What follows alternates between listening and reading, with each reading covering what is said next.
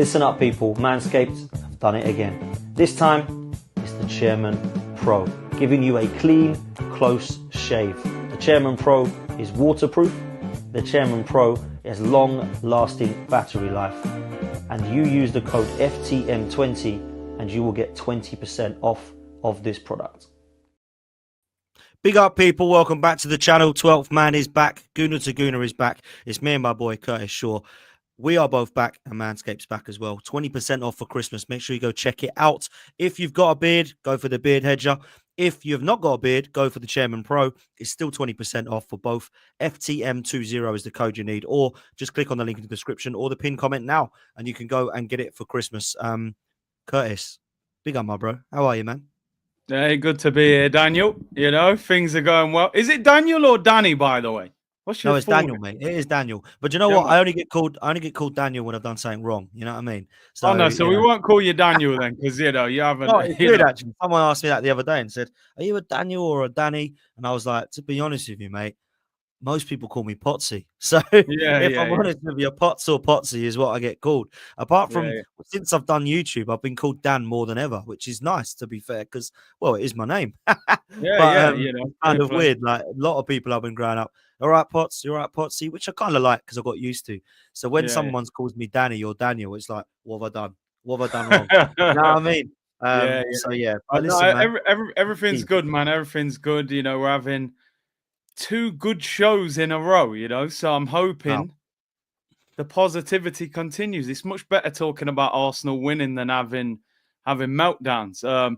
There's 2 things though. Number one, Nice has called me Uncle C. I think when you're being called uncle, you know you're getting older. So you know that's first of all, and secondly, well, we're going to talk about it, but Zinchenko's book signing at the Armory today. I just wonder how many people are going to that. I won't be attending that, unfortunately. Well, seeing as it's a nice segue, let's start there. I'm going to London today, but it ain't to go and see Zinny. If you're going there, we'll be calling you Daniel every week, bro. You buy that autobiography, man, I'm telling you. Mate, I can't believe that this is actually happening. We have a current footballer that is 27 and he is signing a book. Now, I'm not going to lie to you, 27 is not young, but it's certainly not old. I'm only 37 and I wouldn't even dream of writing a book. And I've probably got more life experience than Zinchenko, right? So I don't quite understand what this book signing is. What do you make of this? Because a lot of people, like in the chat, have said snitching book because there's a lot in it about what Arteta does for his dark arts. And if I'm honest with you, Zinchenko has won a lot in football. Let's not doubt it, because obviously his time at Manchester City was great. He hasn't won anything since he's come to Arsenal. But when we signed him, I actually thought it was going to be a fairly good signing, both because I quite rated him and 2, because the mentality of winning is something that we needed at the club. But I just feel like the compliment I can give to Arsenal is that we've outgrown both Jesus and Zinchenko in a matter of 2 years, really. And I thought they were going to be here for 4 or 5 years at the top level, playing in the first team. I think when we signed them both, we were like, that could get us top 4. And we found ourselves in a title race. And we've quickly moved on from him. Now, actually, to be fair to Zinchenko, thought he played quite well the other night until Diallo come on and he got hooked. But him signing a book at the Armory all just seems a little bit odd. I can't actually remember, other than Tony Adams, who for obvious reasons had his problems, any current Arsenal player writing a book in their late 20s. It's bizarre, Curtis. I mean, I know he's probably had a lot of life experiences and the things that have happened in Ukraine, and obviously coming to England, winning the title at City. So I suppose he feels he's got a story to tell. But you just think, finish your career, you're going to have more to say at the end of your career and more stories to tell. I mean, I don't know anybody that's going to want to buy that book, and I'd be annoyed if anybody even bought me that book, to be honest. You know what I mean? I'd rather have some socks or Lynx Africa set than that book, to be honest. But I'd rather have a picture of Win the dog. I would probably rather have a picture of Win the dog, you know what I mean? But yeah, Zinchenko, I mean, listen, in terms of him, the player, I think... I don't think any Arsenal fan was disappointed with the signing at the time. He appeared to be a very good player. He'd won a number of titles. He was captain of his country. Tierney was struggling with injury. And I do think Zinchenko was good that first season, to be honest. He transformed our midfield, inverting and all of that. But I think you're spot on. I think we have moved on from him. I think we've moved on from Jesus. And I've said for a long time, I just don't think Zinchenko is a left back. I think being able to play there in a Man City team is different to playing there anywhere else. Fabian Delph won the Premier League at left back. He never played left back when he went to Everton. So I think that, maybe he's telling all because his career's over at Arsenal. So Yeah, reveal everything now, that's happening behind the scenes. It'll be interesting what he does say in there. But listen, his time for me is up in the summer. But I've always wondered why Arteta's never actually played him in midfield, really, when, he plays in that 8 role for Ukraine and it's done well. He scored against England in that role. So, I think, it shows the progression of Arsenal that Zinchenko and Jesus, definitely, I think their time's up now. yeah. Look, I think both their time's up, and if I'm honest with you, I think Zinchenko probably knows that. Yeah. If you go behind, I'm getting an echo for some reason. I don't know if you are. For me, if you go to a stage of being behind Kivior, being behind Tomiyasu, being behind Timber, I kind of feel like that your time's up. Now, I understand that he has played in the last couple of games, and Calafiori being out is another one I've not mentioned. I think he kind of knows that this could be his last season at Arsenal.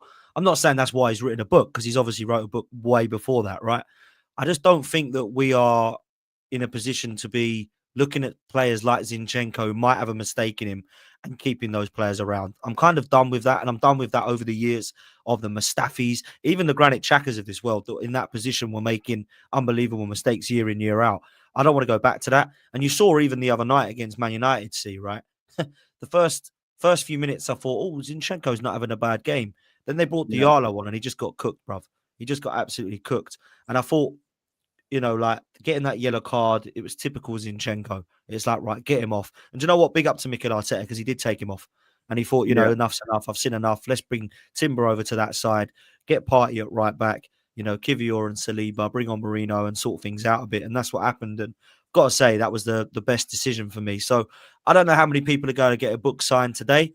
I don't know that he'll get as many as Bergkamp did the other month. But, fair play to him. Let's touch on the Man United game, because a lot of rival fans are crying. Not just Man United fans, by the way. It is beautiful to see. We are rattling everybody again with our set pieces. And Gary Neville sat there on the watch along and said, this Nicholas Jova set piece coach is really annoying at Arsenal.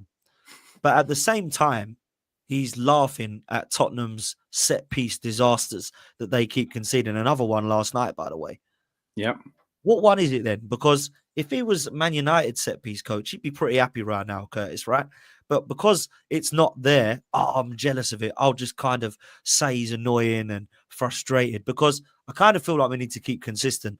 And there's a few weeks ago now, people were laughing at us for playing Stoke football.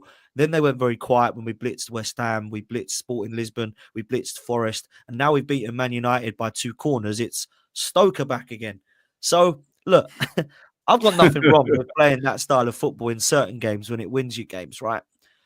But to call us Stoke FC is actually funny. It's not hurtful like they think it's going to be. It's actually really funny, because what makes me laugh is they call him Paella Poulis, but actually it's Nicholas Jova. Yeah? It's actually Nicholas Jova who deserves the credit. So it ain't even Mikel Arteta who's playing this set-piece football. He's just brought in a set-piece coach that happens to be elite, that knows what he's doing. So people should be looking at him more than Mikel Arteta, in my opinion, man. What did you make of the Man United game, and what did you make of these rival fans' tears, bro? I mean, first of all, I want to say thank you to Nicholas Jova. Cheers to you. Here's the rival tears. Not literally, but... yeah, man. Thank you very much. Stoke City. I'll embrace Stoke City if we need to. Ricardo Fuller, Peter Crouch, Rory Delap. If we need to be Stoke, we can be Stoke, people. As I said yesterday, it only seems to be a problem when it's Arsenal. You know what I mean, Dan? Like, ain't it funny, by the way, that Man United won the Champions League in 1999 with Gary Neville at right back? They scored from 2 set pieces, David Beckham. I never heard Gary Neville cry about that. He lifted the trophy and celebrated. But when Arsenal do it, it's a problem. It's a problem. So like you said, and you're spot on, everyone's criticising Postecoglou. They're calling him Postanoglu. How come he can't defend corners? So we're laughing at him going, what's this guy doing? When Arsenal are doing it to perfection, you're Stoke. That's all you can do. Well, it's funny, though. We just scored 5 against Sporting Lisbon, one of the most informed teams in Europe with the most informed striker in Europe. We slapped 5 past West Ham, and we scored 2 against Man United. And let's be honest, we made Man United look like Stoke. You want to call us Stoke? They look like Stoke. They had 5 at the back. They never looked like scoring. They played long ball up to Rasmus Højlund. So are we Stoke or are they Stoke? And the other thing, if we're just set piece FC and that's all we can do, how come no one can defend it? Why don't they stop it if that's all we got? Exactly. We're going to put 5 players at the back post. We're going to put a good cross in. We're all going to attack it. It's not rocket science. I mean, this guy ain't a scientist. We've seen other teams put good set pieces in. But it's a problem when we do it. Listen, for years, we were banter FC. We were in the mud, right, under Wenger, getting slapped against big teams. They laughed at us. Now, they're all angry. They're pointing. They're crying. I love it. I can't get enough of it. I want them to hate us because they're hating us because we're bothering them. Oh, all you can do is score set pieces and this player and this player. I love it. I'm embracing it. So Stoke City FC, I'm more than happy to embrace it. The hypocritical nature of these guys in the media is unbelievable. And it's summed up from the fact that these guys go on, for example, the Overlap, which I actually think is a brilliant program, right? But there is a lot of hypocrisy on it. Agreed. They criticize people. Oh, these guys, these content creators doing watch-alongs. Now they're doing watch-alongs on the Overlap. Because guess what? They know they can get views. They can make money. They're doing that. And he was a defender himself, Gary Neville. I'm sure they worked on organization. They worked on set pieces. Now everything's gone to a different level. You're hiring people who specifically work on set pieces. If he can get you another 4 or 5 goals a season, that could be the difference between winning a title and finishing second. So, listen, all the rivals' tears, I love it. We're Arsenal. We don't need to be liked by everyone else. Continue scoring set pieces and just keep doing your thing. I have no problem with it. In fact, I like it and I embrace it. I'd rather they're angry with us than laughing at us like back in the day. So keep doing it, man. Keep doing it. It does seem weird that when it's Arsenal, everyone just seems to pile on. And do you know what, Curtis? I actually kind of get it a little bit. The reason I get it a little bit is because there's a section of our fan base that are insufferable and unbearable. So when you're a rival, you're going to hate that minority of section of fan base, right? So It's hard for a little bit for other fans like yourself, like Turkish, that have always kind of tried to keep it real and remain balanced and kind of say it how it is, because we get tarred with that same brush. So then we get frustrated by the people that ain't actually targeting fans like us, or I like to think they're not targeting fans like us. When it comes to the actual Overlap and programs like that, I see a very different Gary Neville when it's Man United. I see a very different Jamie Carragher when it's Liverpool. And if I'm honest with you, that's why I have a lot of respect for Roy Keane, because he just sits there and says it how it is, whether it's United, Spurs, Newcastle or Arsenal.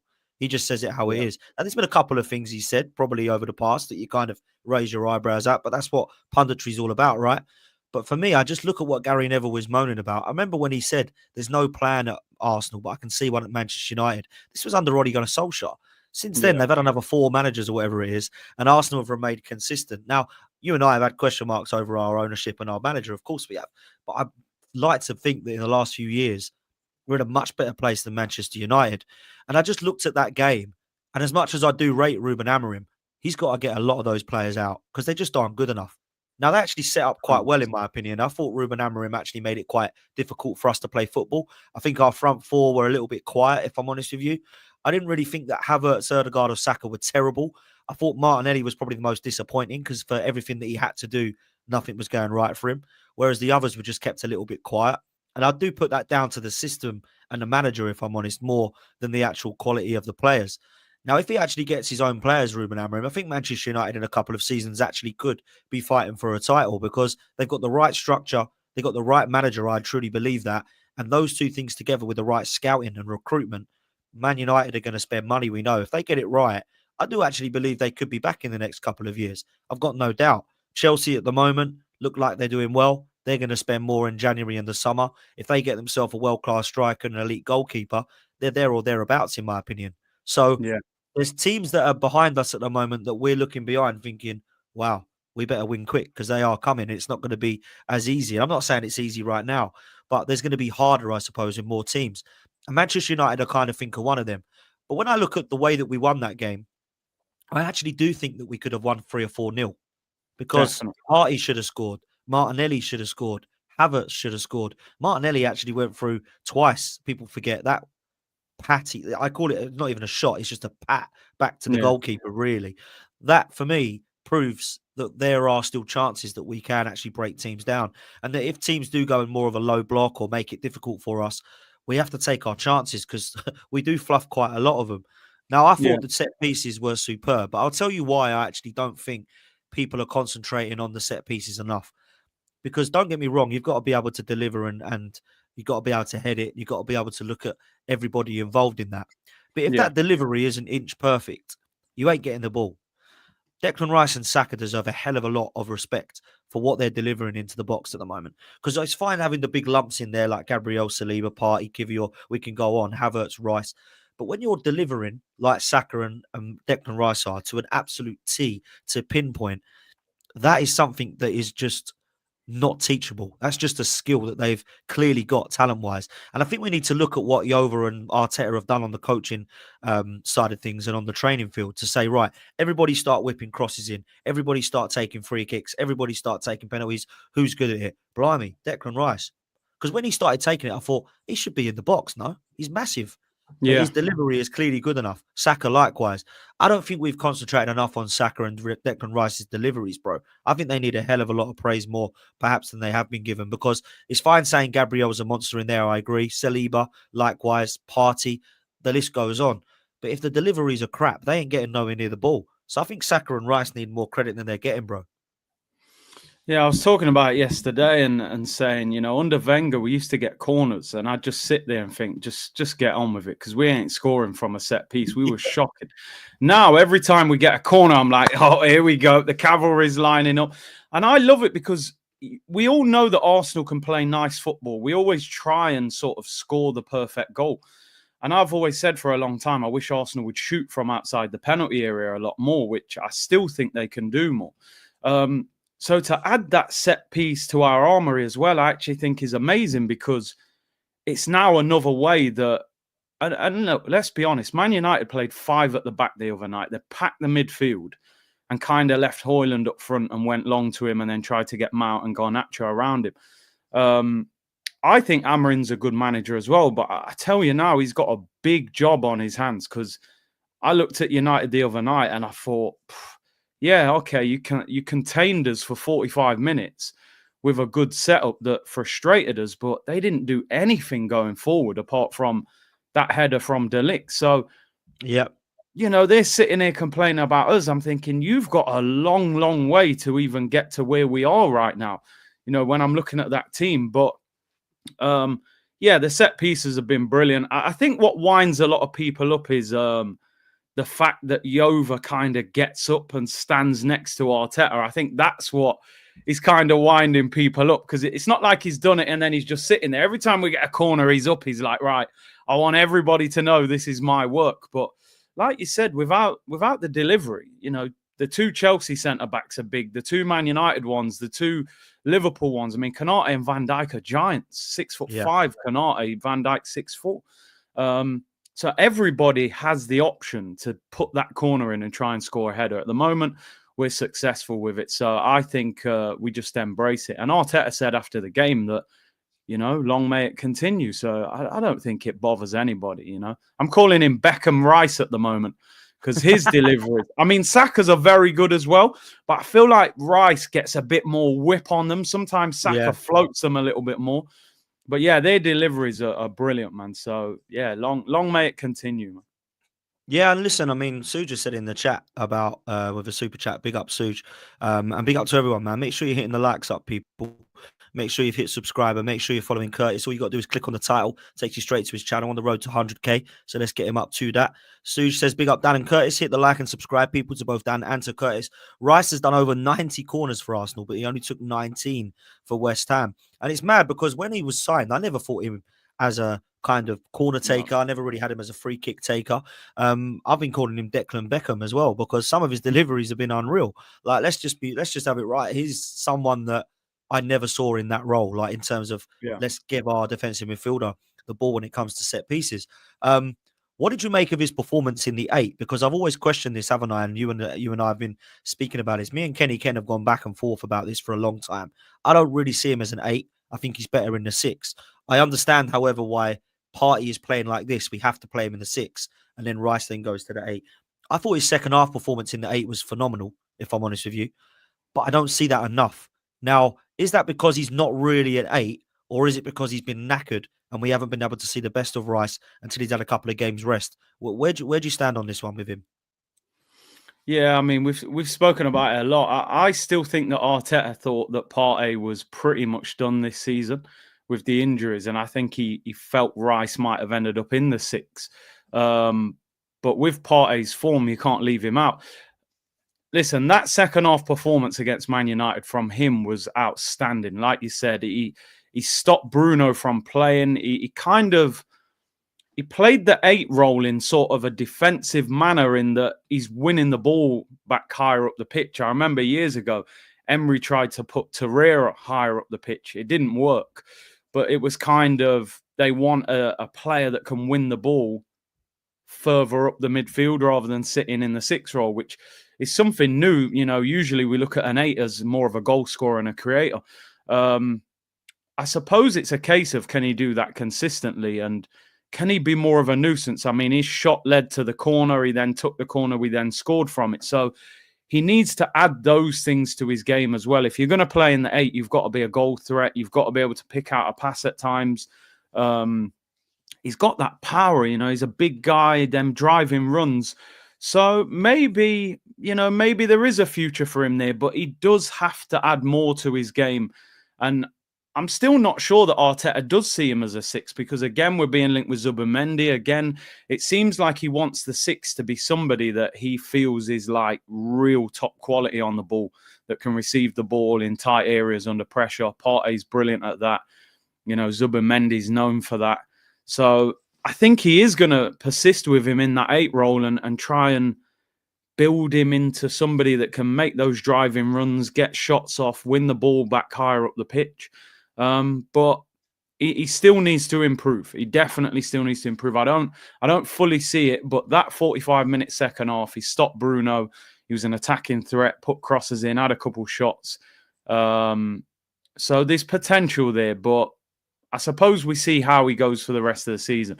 And it depends what happens with Partey as well. If Partey signs a contract extension, maybe they stick with Rice in the 8. If Partey goes, maybe they drop him back. So he's clearly got the ability. It's just what Arteta wants to do with him. And I heard Rice's interview. He actually said he enjoys playing in the 8 more than the 6. You know, he wants to score goals and attack, which I suppose every player wants to. So I suppose let's see how he develops this season. Yeah, look, I've got to be real. I actually do agree with everything you've said. I think that Partey has probably been the biggest surprise, to be fair. The fact of his fitness, it's not about his performances, because when he's fit, I think he's one of our best. Like, let's be real. I really do. And I just feel like there's an opportunity to look at what Rice can do in that 8. I've just not been too sure on his consistency. And some of that has been fitness, because he's been absolutely flogged for club and country now, to be fair. Someone saying as someone in the chat, if there's a mod that can get rid of whoever is spamming, then please do. I'll get rid of him if I know. Oh, it's this guy, is it? Okay, cool. He's gone. Excuse me. So look, I do feel like there's an opportunity to look at that. One question I've got though, bro, right?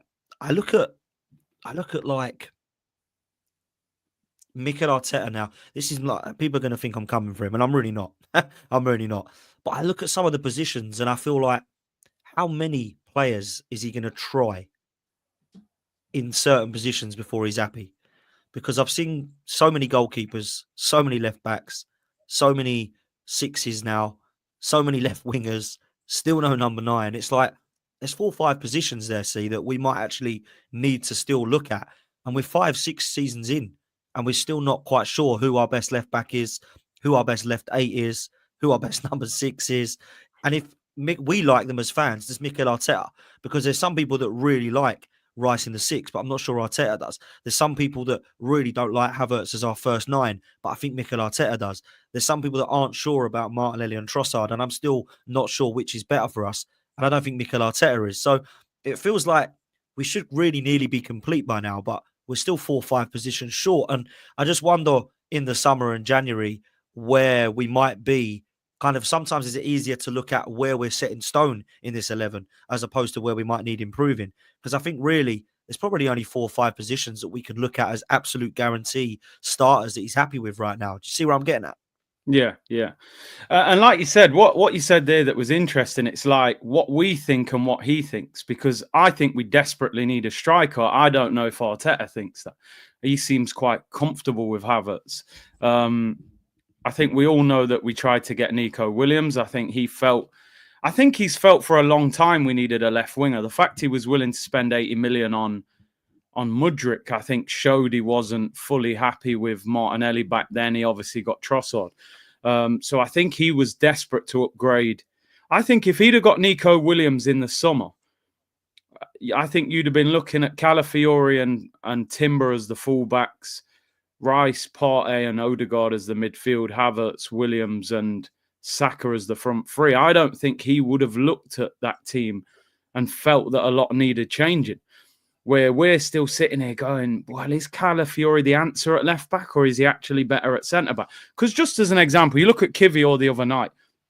For the whole time he's pretty much been at Arsenal, I've gone, what did we buy this guy for? He's not even that good. And at left back, he doesn't look like a natural left back, doesn't get forward. He plays centre back the other night, and I'm going, that's probably the best game I've seen you play for Arsenal against United. I know he had that one little shaky moment, but apart from that, he was solid. So you think to yourself sometimes, play people in their best role, in their best position to get the best out of them. It's like he'll sign a player and then go, oh, I'm going to turn you into something else. Well, why do you not sign the player and play them in that role already? Havertz is an attacking midfielder playing up front. Calafiori is a centre-back playing left-back. Rice is a 6 playing in the 8. You know, it's all kind of moved around when you think, just buy a specialist. If you want an 8, go and get Bruno Guimaraes or somebody like that to play in those roles. So I think we're going to need a left winger. I think we'll need a striker. And then depending on what happens with Calafiori, it sounds crazy, but we might actually need another left back because Zinchenko probably gets moved on. Tierney gets moved on. Kivior clearly is better at centre-back. So, and even a goalkeeper, because if Neto doesn't sign on a permanent, I mean, he's 34, 35. They may go for a younger goalkeeper. So, and I think you saw as well when Odegaard was out, we lack creativity. If he doesn't trust Nwaneri in that role, I think we need another player in that sort of role as well, whether that's Eze or, you know, if you can get somebody like that. So I do think we're going to need to do a lot of business again in the summer. I just hope that they chip away at it in January, because I just think the team needs that boost between now and the end of the season. Somebody that comes in and just ups the level a little bit. I know they put out a story on ESPN the other day saying that the Kroenkes have given the green light to Arteta for January, but what does that green light look like? Is that, you know, a £15 million player that's at the back end of his career, or are you going to spend 70, 80 million on a top player? So probably more likely a loan player or a cheap bargain. So I really hope the Kroenkes back him in January. They need to. Yeah, they need to, and the summer as well. It's mad, really, because it sounds like Arsenal don't need to do too much. We only need a few players to get across the line. But you could go through every position in our team right now, and you could be unhappy with the backup to quite a lot of the positions. And that's not a good sign to be in, because in the goalkeeping area, you've got Raya, but are we really happy with Norbert Neto? Let's be real. There's a lot of people that will want to upgrade on him. We go to Yeah. right back, we've got White and Timber, which I think we're cool with. Left back, you've spoken about. Other than Calafiori, there's not one that's really held that position down. At centre back, there's only really Gabriel and Saliba. Kivior, I think, is good as a left-sided cover, but we haven't got anybody at right-sided cover without doing shifty from the right, really. In the middle, I think number 6 is great because Rice, Partey, and Jorginho are all fine. But in the 8, we're still not sure. Erdegaard, you've mentioned, there's no cover for him. Ethan Nwaneri's the only guy, and that's a lot of people are saying a bit risky for a 17-year-old, although I think he's ready. Other than Saka, we don't have right wing cover.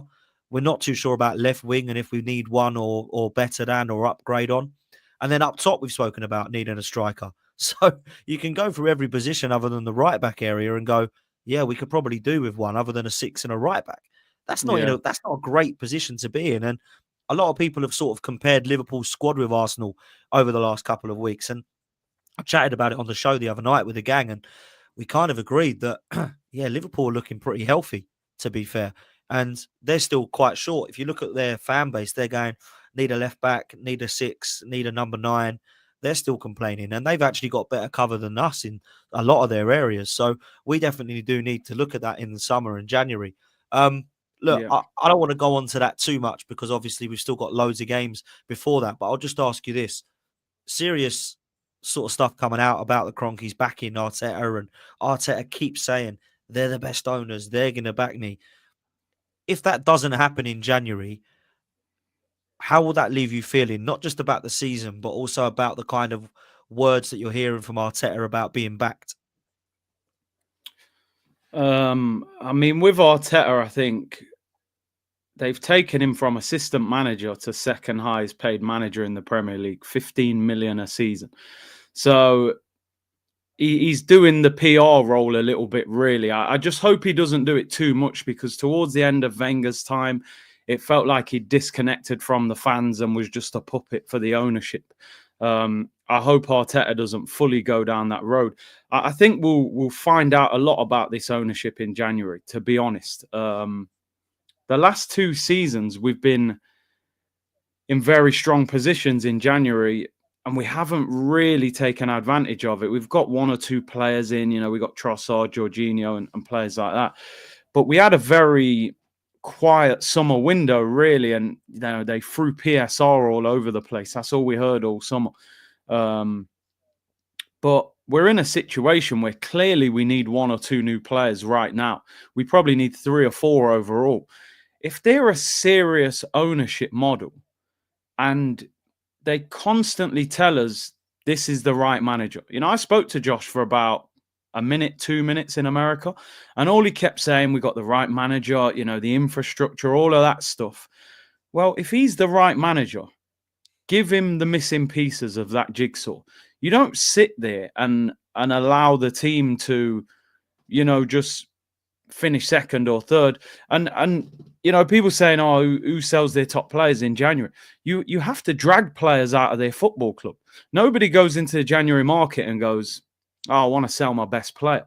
But we've all seen it. We've all seen top players move in January. Van Dijk to Liverpool from Southampton, Aubameyang to Arsenal from Dortmund, Alexis Sanchez to Man United from Arsenal. There's been plenty of big transfers that have happened in January. So to me, if you've hired the right manager, give him the money and let him buy the players that he needs. I don't expect Arsenal to go and buy 3 or 4 players in this January transfer window, that's for sure. But I expect one. Address one of those positions, whether that's the left winger or the striker, because Gyökeres has a release clause. Osimhen has a release clause. Just as an example, if you're looking at the striker market. So for me, there's no excuse for them. And that's why, I was talking about it yesterday with Turkish, and he was saying he thinks the left winger is a bigger priority than the striker. And I get that. Me personally, I think the striker's the bigger issue. I think we need both of them, but I want the striker first. And my argument was, I said, look, I think the left winger is harder to get in January than the striker, because if you want Kvara from Napoli, or if you want Leao, or you want Nico Williams, I don't see any of them really moving in January. Where the striker, you can go and get Osimhen straight away. You can go for Gyökeres if you pay the release clause. You don't even have to speak to the club. So I'm expecting one. I don't expect 3 or 4, but I expect one. And if they don't, I'll have the same opinion that I've probably always had of them, is that I think they'll get us to a certain point, which is top 4, but they don't seem desperate to get us over the finish line as they do, with some of their other franchises in America. So I think we will see. We will see what happens. Yeah, we will. Yeah, we will. And I just feel the club, I can understand the frustrations of some of the fan base who say that the club have been lying to us. And I know that that sounds an extreme word to use, but I'm not talking about this regime even. Even before the Cronkies even come near Arsenal, we were told the reason we have to move is because we have to financially compete with Real Madrid and Bayern Munich. And since then, we've been struggling to compete with the Brightons and Bournemouths of this world, not Bayern Munich and Barcelona. They've got the wrong Bs, I always say. So, look, I honestly believe that there's been times where we have been kind of played for a bit of a fall. The other thing we was told was we need to buy these players in first and then we sprinkle it with gold dust. Well, Rice is the only player that we sprinkle with gold dust, and he come from West Ham. So when I look at what we were supposed to be bringing in now, you mentioned the striker, the left winger, the number 6. If Zubimendi comes in, I'm happy. If Kvaratskhelia comes in at the left, I'm happy, or Nico Williams. If Isak comes in, I'm happy, or Gyökeres. But so far, the players we were linked with, like those names, to be bringing in Marino and Sterling, even Calafiori at this stage, I kind of feel all 3 of them are going to need time to bed in. I don't know that Arsenal should be bringing in players that need to be given a season to bed in. We need someone who's coming in to hit the ground running. And it's fine bringing in Marino, Calafiori and Sterling on top of what you've got world-class wise. I don't mind bringing in those players if we're going to have them on top of an Isak signing or Gyökeres, or maybe we look at some of the others that I've mentioned. And that's why I need in January and the summer to be excited by the players coming in. I'm not going to be excited if we come in and bring in a player that, we've got Marquinhos back now, so that's another player we can add to our width. And then we add in someone else who's not wanted, like Mudrik's now available on loan from Chelsea. We'll go and get him now, try and turn him into the left back Chelsea couldn't be. I'm kind of done with that. I don't want Rashford or someone like that who couldn't do it at Man United. I want it to be our winger. I'm sick and tired of trying to make our kind of player be the one that didn't make it at Chelsea and Havertz, or the one that didn't make it at Chelsea and Sterling, So that's what I want to be looking at moving forward. But look, we've got a game at the weekend. It's a huge game, actually, because it's a game we lost last season. Fulham, they're on fire, man. And they're currently 6th, I think, as things stand in the table. There's Hale End 2.0, people are saying, or Arsenal 2.0. They've got Leno, they've got Iwobi, they've got Reece Nelson, they've got Smith Rowe. Reece Nelson obviously won't be able to play because he's on loan from us, but the others will. How do you see this one going, my bro? I mean, I think Nelson pulled his hamstring last night as well, but obviously he couldn't play anyway. I'll be totally honest with you. This game is more, I won't say scary, but this game makes me more nervous than the Man United game. I had 100% belief we would beat Man United. The only time I had a little bit of doubt was when I saw that starting lineup and I thought, Kivior and Zinchenko. But this game, this is the kind of game where I'm like, this is a real test for Arsenal because Fulham will attack us. There's no doubt about that. I mean, they've won 3 of their last 5. Iwobi, Smith Rowe. I mean, can you imagine Smith Rowe, how motivated he's going to be for this game? Because let's be honest, he definitely felt he was done dirty the way we got rid of him. It wasn't, handshakes and smiles. He felt like he got kicked out and he should have had an opportunity last season.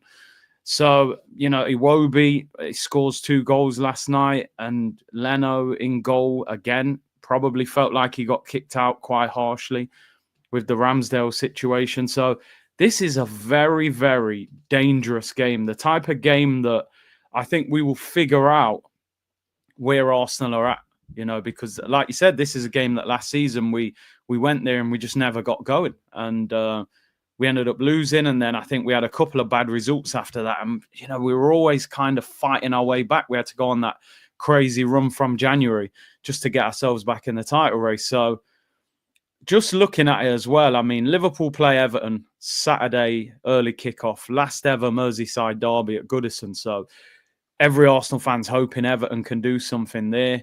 Man City go to Palace, where they've had, a few bad results over the last few years, and Chelsea play Tottenham. So you're hoping that teams are going to drop points. Then all eyes will be on us. So I think if we play well, I think we'll have too much for Fulham. If our level drops at all, then we'll be in big trouble because they will punish you. I think Marco Silva's doing a fantastic job there, to be honest. Fulham play football the right way.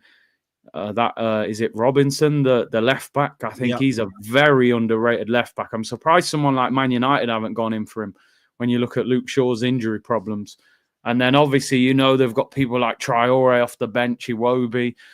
It's going to be a tough game. I really hope that, even though I've praised Kivior and Zinchenko obviously made the mistake and then got taken off. I don't actually want to see those two playing at Fulham. I really hope Gabriel and Calafiori come back because we do need to deal with their attack. So listen, it's a very tough game. I just seen actually it said that Gabriel and Calafiori didn't train on the pitch, but apparently they did individual work indoors by themselves. So whether they're going to be...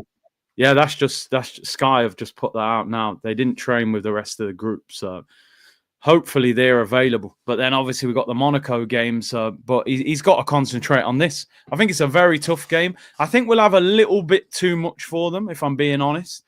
We're in a good vein of form. We're not conceding and we're scoring a lot of goals at the moment. But it's a tough game. If our level, that Man United game the other night, I felt in the first half we weren't great. Second half we improved.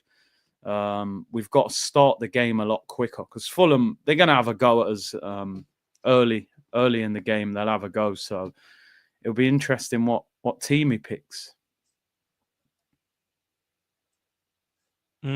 Yeah, it will be. And I've just seen now, obviously, on Twitter, it said that both Gabriel and Calafiori trained indoors away from the group.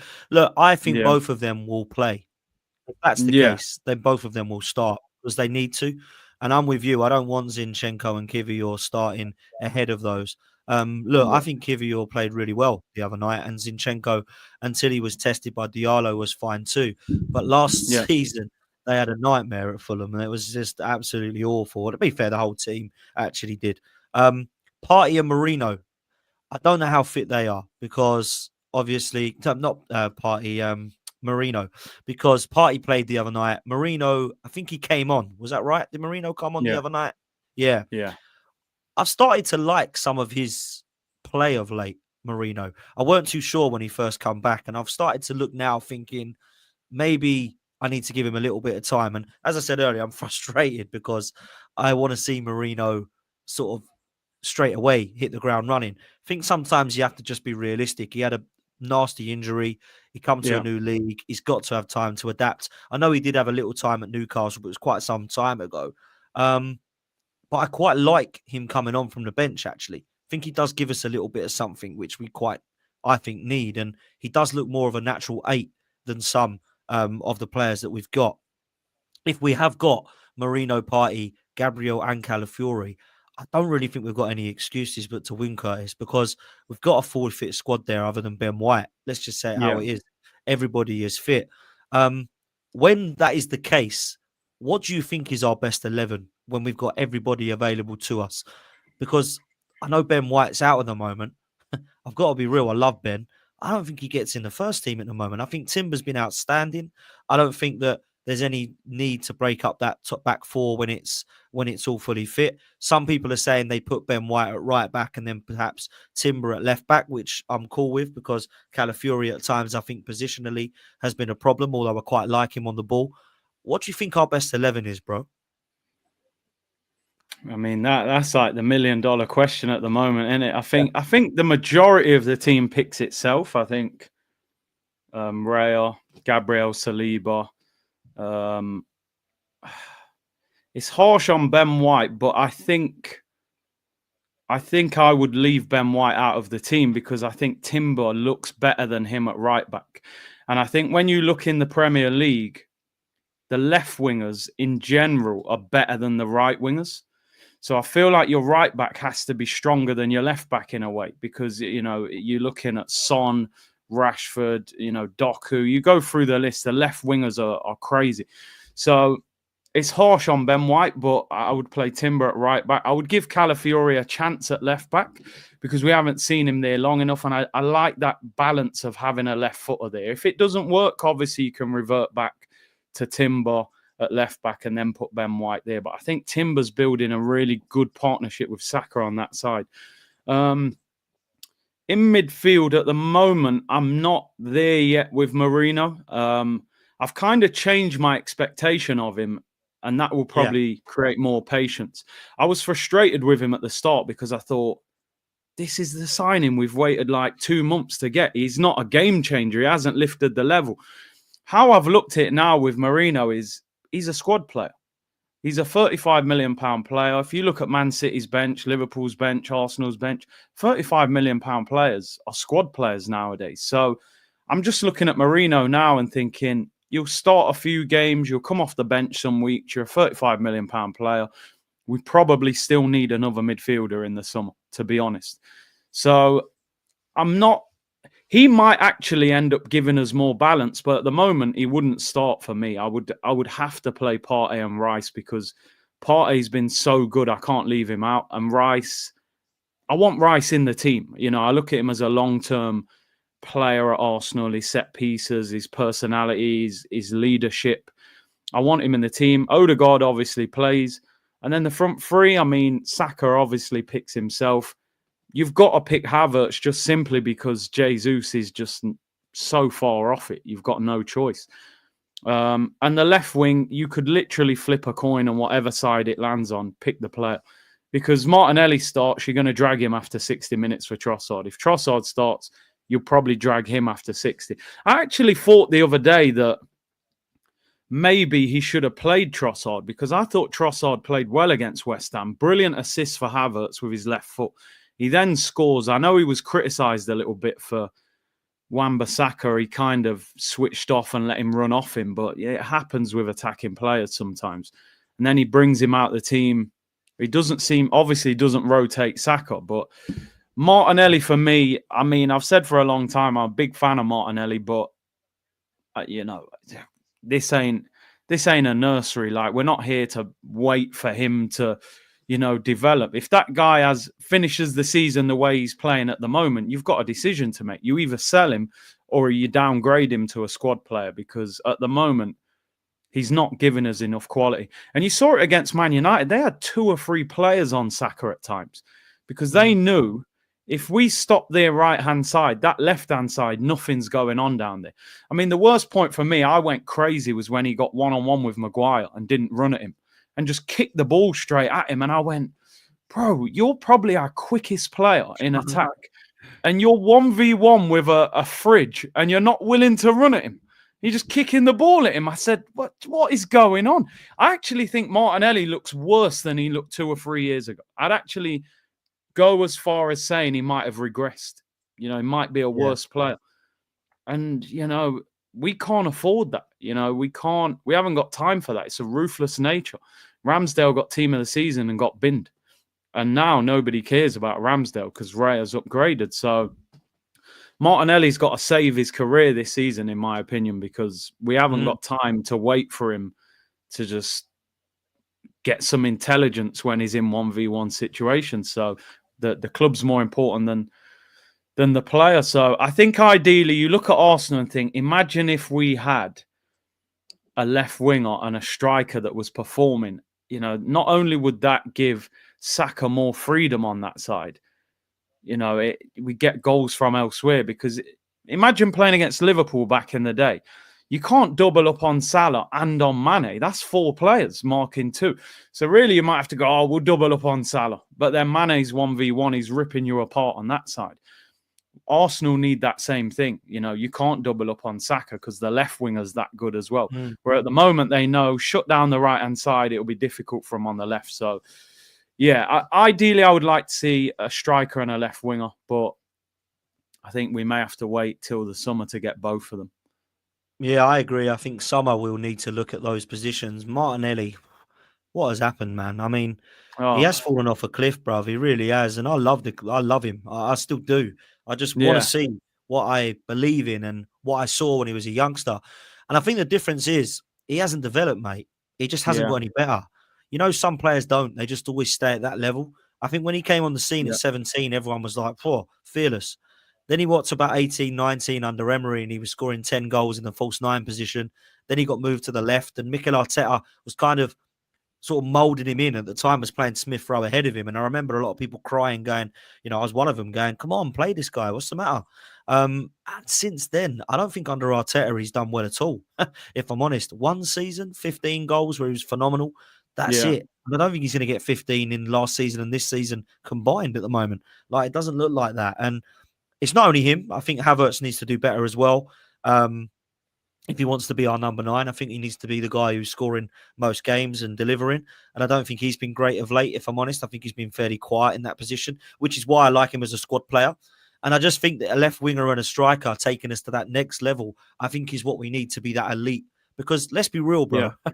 I don't know many top 10 sides. Maybe that's harsh. Maybe top 6 sides that would look at Arsenal's front three and go, I'm taking all 3 of them. Wow. Yeah, I'm taking yeah. all 3. Yeah, they'll take Saka. But would they take Havertz and Martinelli? Like, are Havertz and Martinelli seriously getting into Brighton's 11 right now? I don't know No, that they are. you'd Like, play I think Matoma and João you play Pedro. Mitoma and João Pedro, right? And you can do that with quite a few teams. Even Forest. I know it sounds mad, but Forest are looking at Bro, Chris Wood and Hudson-Odoi. Hudson-Odoi Yeah. is better than Martinelli right now, bro. This is the problem, bro. And Man City, people laugh at Doku and Grealish, but at least they got Haaland and Savio and players like that. Like, you know, you can go with that with quite a few of them. Liverpool, I mean, Diaz, I was laughing at last season, but he started better than Martinelli. And I don't know, And man. Gakpo, yeah. And Gakpo. So I was laughing quite a few times, thinking, our attack's better. Even, and I hate to say this, even West Ham would look at their Kudus and Bowen and go, I think I'm having Kudus and Bowen and Saka in my front three. So I look at it right now and I think, wow, that is just proves how much we still need to improve our attack line and our front line. And it don't take rocket science to work out that a striker and a left winger at Arsenal would improve us. Now, then you look at how we are blitzing teams at times and you go, Arsenal are fine. They've got Havertz, who can get 15 goals a season. Martinelli can get double figures. Saka's getting 30 goals and assists. We're fine with Odegaard behind as well. But just imagine if that was changed to Isak and Kvaratskhelia on that left-hand side. We win the league. Walk it, bro.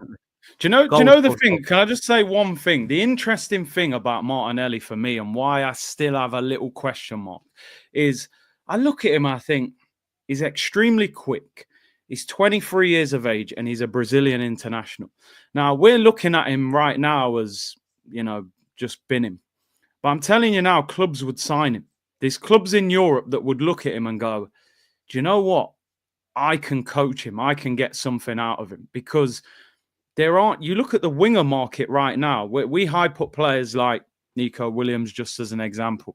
Nico Williams, if you go and look at his numbers, he ain't pulling up trees. He had a fantastic Euros where he was unplayable at times. But you watch him for his club. Yeah, he's a live wire. He's dangerous. His end product is not that great. Somebody would take a risk on Martinelli and go, with that pace at 23 years of age, if I put him in a different system, maybe I can get more out of him. You know, and that's the only thing that you wonder with Martinelli. Is it that he hasn't developed? Has the manager not coached him good enough? Does the system not suit him? You know, is our team too structured around the right-hand side rather than the left? We're like an imbalanced team. We're very heavy on that right. Odegaard drifts there, Timber's there, Saka's there. But on the left, you're kind of out there by yourself. Your left back inverts. Midfielder doesn't really go out there. So it's a tricky one. You know, I think Arsenal would be very cautious about selling Martinelli. I almost wonder whether they'd find it safer to let Trossard go because although they're talking about a new contract, but when they got that offer from Saudi, I was thinking, well, Trossard's 30 now. He's probably not going to get any better. Would you bring in a left winger and put Martinelli on the bench, use him as an impact player because of his pace?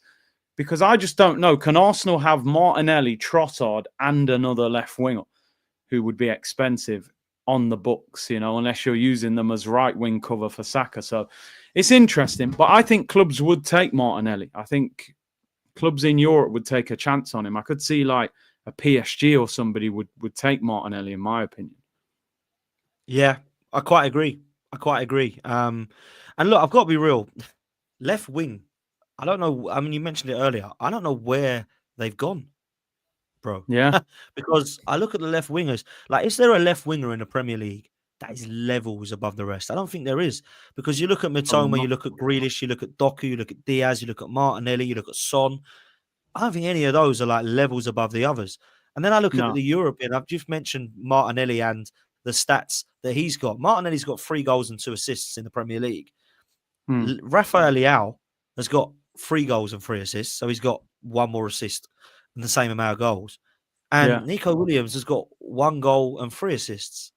So I don't think we're even looking at. I mean, other than Kvaratskhelia, who's the number 1 for me, by the way, he'd be absolutely outstanding. I agree. He is number 1 by far. If I want, it's going to cost probably 90 to 100 million, by the way. But that's the sort of player that you got to go and get. So I look at Martinelli and I think, yeah, maybe we could sell him. Maybe we could get some money for him. But I would still be disappointed that we had a talent there at 17 that we weren't able to get the best out of. And there's clearly talent there. With Trossard, I don't know that Trossard would want to sign another contract to Arsenal. And people might like scoff at that and think, what? Of course he will. We're amazing. But he's not guaranteed first team football. He looks really annoyed every time he gets subbed. He looks really annoyed every time he comes on and scores and then does that celebration to say, I'm good enough to start. I don't know that he's 100% happy at Arsenal. And at 29 years old, I don't think we can be looking at saying that we can guarantee you first team football. So is he going to want to sign? And are there going to be offers from anybody other than Saudi that are going to offer the money that potentially they're going to weekly wage for him and also for the money that we could get for him? You know, if someone's going to offer, let's say Saudi Arabia, 40 million for a 29-year-old winger, you've probably got to say yes to that. And if someone's going to offer past 70 for Martinelli, you've probably got to say yes to that as well. So do we end up getting rid of both of them and bringing in an absolutely elite one like Kvaratskhelia, let's say? Or do we end up trying to make do with the best of both of them and try and give them another season? And that's the big kind of question mark that Mikel Arteta's got to have. But I honestly believe there's a talent drop in the pool in Europe, mate. And I'm not just talking about left wingers. I look at the comparison of the 90s and 2000s, bro, when we were growing up, to what it is. It is night and day, bro. It's levels. Like, not just left wing. Look at the centre forwards in world football now. People are still mentioning Kane and Lewandowski who are in their 30s. Like, other than Haaland, what we got? Like, Isak really is the best option, mate. Like, it really is. And Gyökeres and Marmoush and all these guys, you're like, wow, we're struggling here. Like, years ago, like, I always use the England example. Look at the state of the strikers in England, bro. Like, let's just be real. I'm not being hard here when I say this. Like, years ago, we were laughing at Heskey and Bent and Agbonlahor. They'd all walk into the England squads nowadays. Like, other than Kane, you've got like, people are talking about Liam Delap being called up. You know, that's how bad it's got, bro. Like, where is the talent gone? Like, we're trying to look at. It really is mad. But look, let's do some comments and super chats.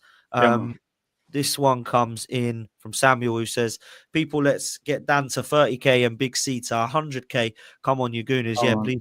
Let's hit the subscribe button, people. It's free to do. All you got to do is click on Curtis Shaw TV's link in the title, take you to his channel, road to 100k. Do the same for us. Make sure you hit like and subscribe. I've only got over 200 of you that have hit the like button. There's 800 of you in here. Make sure you do me a favor and smash the like button. You can do better than that. Like and subscribe to the channel. Let's take some of these. We've got this one that says, Proud Stoke FC. Big up Dan and C Unit. Come on, you gooners. I love it. It's just Rattles fans so much. Curtis, you got a question here, bro. Resign party, resign and sell, or let go? Yeah, what would you do with Party? If he finishes the season playing how he's playing, I'd give him a contract, but it would be a short one. I'd give him like a year with a year option. I wouldn't. They were talking about 3 years. I wouldn't give him a 3 year. So yeah, that's what I would do. What would you do? Exactly the same as you, because I've still not got the 100% confidence that we're not going to see an injured Party. I I've got my thoughts, but it's for another show. It's probably not for a show actually, because I don't like mixing politics with Well, football. But those thoughts that you're thinking, we've all probably got them thoughts as well. exactly, yeah. You know? So I do question how injury prone he is. However, if he's unavailable, which we'll call it, then yeah, we need to get rid. Yeah, But of if he course. stays fit and playing this well this season, I'd give him another year. Yeah, 100% I would. David says it is simple. Buy Gyökeres and we will win the Premier League. Are you still on the Gyökeres hype in January? Because I would take him 100%. Oh yeah, mate. Listen, all of a sudden, because he didn't score against Arsenal, half the fan base think he's rubbish. I said, you tell me a striker that's turned Saliba like that and ran away from him and hit the post. You put him in our team doing that. Now, don't get me wrong. We've spoken about Isak so many times, and you watch that goal the other night, and you're like, he looks like an Arsenal player. He just does. But 3 years left on his deal, richest owners in Europe or in the world. I don't know how you get him out of Newcastle with no release clause. Gyökeres, you just pay the money. So I'd rather get something that is attainable. It's like being in the nightclub. The 7 out of 10's giving you the eye, but there's a 9 out of 10 over there. Before you know it, you're in the kebab shop going home alone. You should have just took the 7. So go and get Gyökeres. Don't worry about Isak. We ain't getting Isak. I don't think we can get Isak at the moment. So I'd get Gyökeres. No. Me neither. I don't think we can either, bruv. I do think it'll be difficult. Does make me laugh that Arsenal fans all of a sudden, I don't quite like the look of Gyökeres. He didn't score against Arsenal. Well, hang on a minute. Neither did Haaland. Do you not want him? Yeah, you know what I mean? yeah. Like it's mad. It really is. There's a couple from Netweed. I do love Netweed. He is not a fan of Arsenal's process or Mikel Arteta. He says the rival fans are crying. What for? Us losing to a phase 1 slot. Oh. And then he's also said only rattles will be from our baby fans come May. Let's talk about slot and Liverpool to end, because obviously at the moment they're flying, but they did drop points on Wednesday in a phenomenal game of football, by the way. Newcastle, the most craziest side in the craziest league table this season. For me, that they can go and lose to West Ham at home, but not lose to Liverpool, beat Arsenal. Crazy. Look, Liverpool drop points. They've got Everton at Goodison Park, and then they take on Fulham and Tottenham. Arsenal are on a run where you'd like to say that the fixtures are favourable, which doesn't mean anything in football, but we've got the potential to keep this run going, and Liverpool might be starting to feel a little bit of pressure.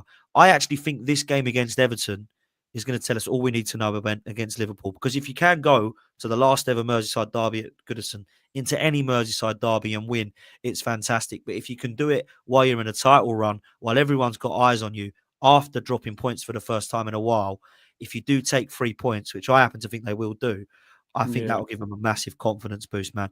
What are you saying about this? Because there's 7 points now, not 9. Is that enough for us to get a little bit excited? I mean, it gives us a glimmer of hope. It feels a bit more attainable. What you need question marks against Liverpool. And I look at it now, Konate's out for a month. I believe McAllister's suspended for the weekend as well. And obviously Kelleher's had a bit of a clanger there coming out for the cross and missing it. So at least it's created a little bit of doubt in them. And I thought Slot made a bit of a mistake as well, playing Kwanzaa at right back. I think he should have played Gomez up against Gordon, but maybe felt Gomez and Van Dijk would have been stronger. So I think at the moment, we're not there yet. Liverpool is still in their hands. I still think they've been the best team in the league this season. And to be honest, when I watch them, every time they attack, I'm kind of nervous that they're going to score. They look a bit ferocious at the moment. Salah looks unplayable at the moment. I mean, that second goal, the way he turned and finished, I was like, wow, I can't believe they haven't given him a new deal yet. But this will be an interesting game. You just don't know what you're going to get from Everton. I mean, they just lost 4-0 to Man United. They were terrible, couldn't defend at all. And then they win 4-0, the following game. But there'll be a lot of emotion in this game. Like you said, their last ever derby at Goodison. I do think Liverpool are favourites to win it. I just think they'll have too much quality for them. But you just got to hope that something goes wrong from Arsenal's point of view, and they can even nick a draw, and then we get down to 5. You just got to chip away at them. Because the one thing we haven't seen with Slot so far is, 2 or 3 bad results. I know they lost to Forest, but they seem to recover from that very quickly. If they had a couple of bad results, a draw and a defeat and a few dodgy decisions from him, then we're going to see, when everything's rosy in the garden, it's easy to be a manager. It's when things are going wrong and you've got to, change your squad and change your tactics. Look at Postecoglou. Tottenham fans are booing him now and abusing him after games when he was the man a few months ago. So we've just got to keep chipping away. I'm not sitting here now saying, because it's 7 points, we're in business. We're still 3 games away from them. We've still got a worse goal difference. We've still got to play them at Anfield.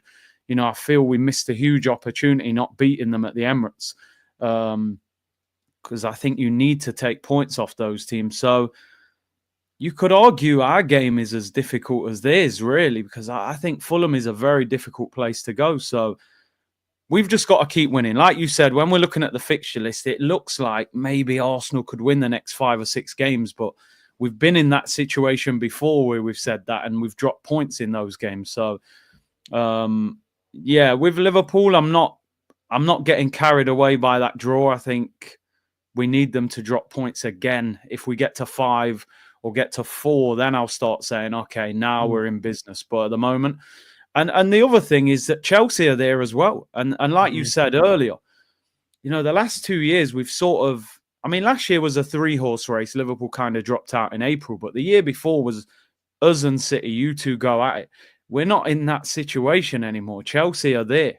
Man City will probably try and go on a run as well. I don't think they'll win the league, but they're close as well. So there's a lot more traffic. I'm kind of hoping that we thrive more on being the hunter rather than the hunted.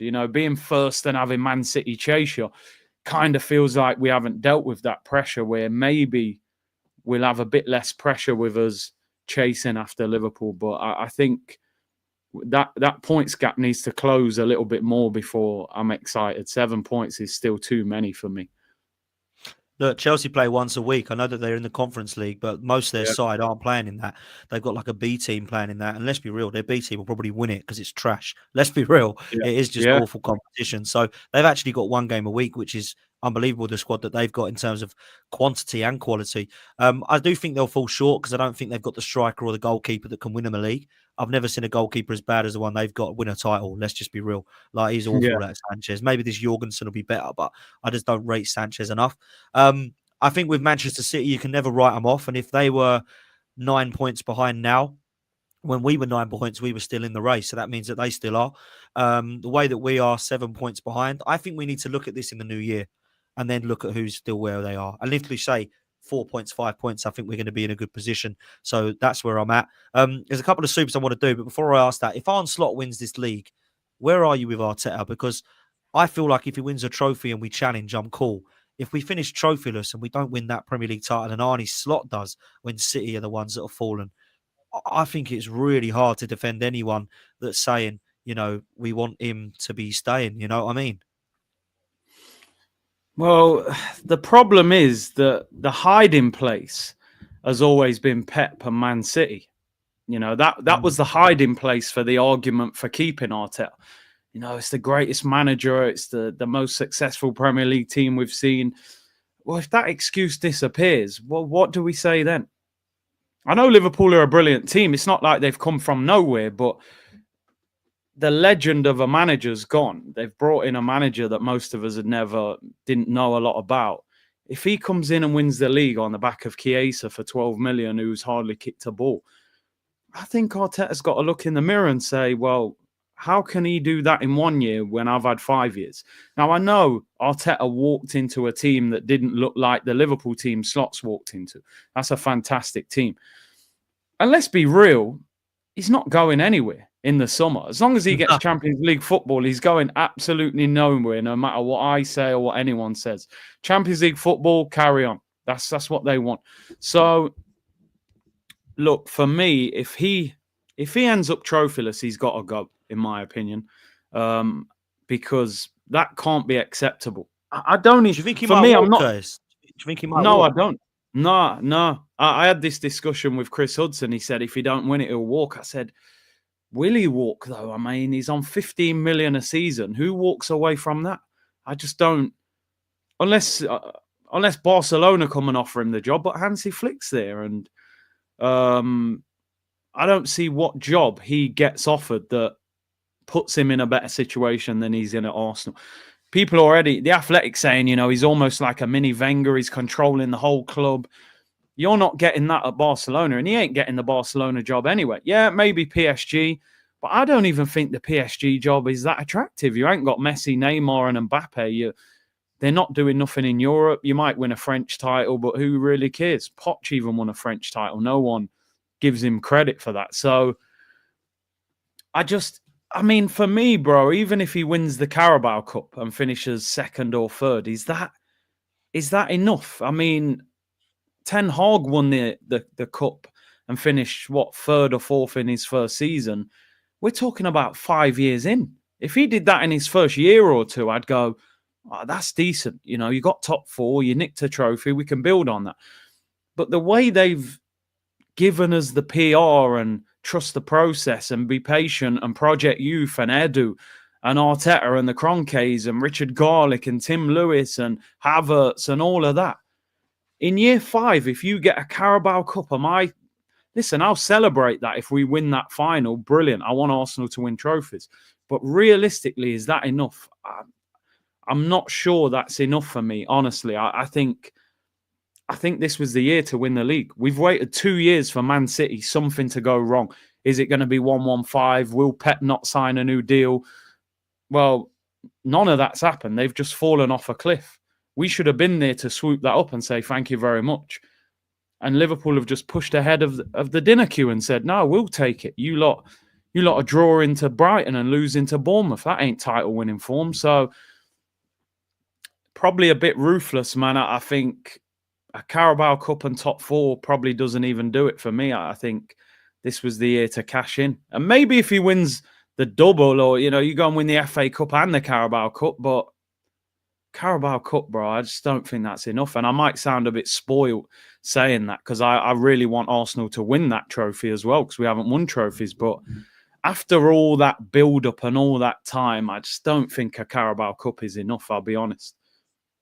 Yeah, I have to agree that there will be a section of the fan base that don't believe that's enough. The only way that's enough for me is if we take the team that wins the league to the last day of the season and win the Carabao Cup, because that for me is at least a trophy and a title challenge. If you're going to come third and finish 9 points off of the top, or even second and finish 9 points off of the top and then win a trophy, I can understand if it's not a Champions League and it's only a domestic cup, why people might look at that and still not believe that's enough. Now, trophies for me are always enough to then look at how you're doing. This is why I said when Ten Hag won it, he had to be competing for the league title and winning trophies, not just win a cup and go, oh, well, I'm 14th. Who cares? I've won a trophy. Because unless you're Everton or Newcastle, that ain't a good season. So for me, that's where I'm at, man. But look, you're a legend for coming on, bro. I really appreciate it. Make sure you do me a favor. Make sure you hit the like button. Make sure you subscribe. Cheers for all of your super chats and your comments. Please go check out manscaped.com. Link in the description or pinned in the comments. 20% off for Christmas, people. Make sure you use the code FTM20 and you can go and check out their products over there. Curtis, what you got coming up, bro? I'm live in 15 minutes, actually. So we'll waffle through Arteta's press conference and see what he's saying about Gabriel and so on, and a bit of transfer news, look at the potential lineup, see what Fulham's team's going to look like. So I'll be live at 2:00. There we go, man. All you need to do is go click on the title and then hit subscribe and wait there for Curtis to go live. Big up to every single one of you, man. Really appreciate it. And up the Arsenal. Have a good weekend and we'll see you next time. Big up, people.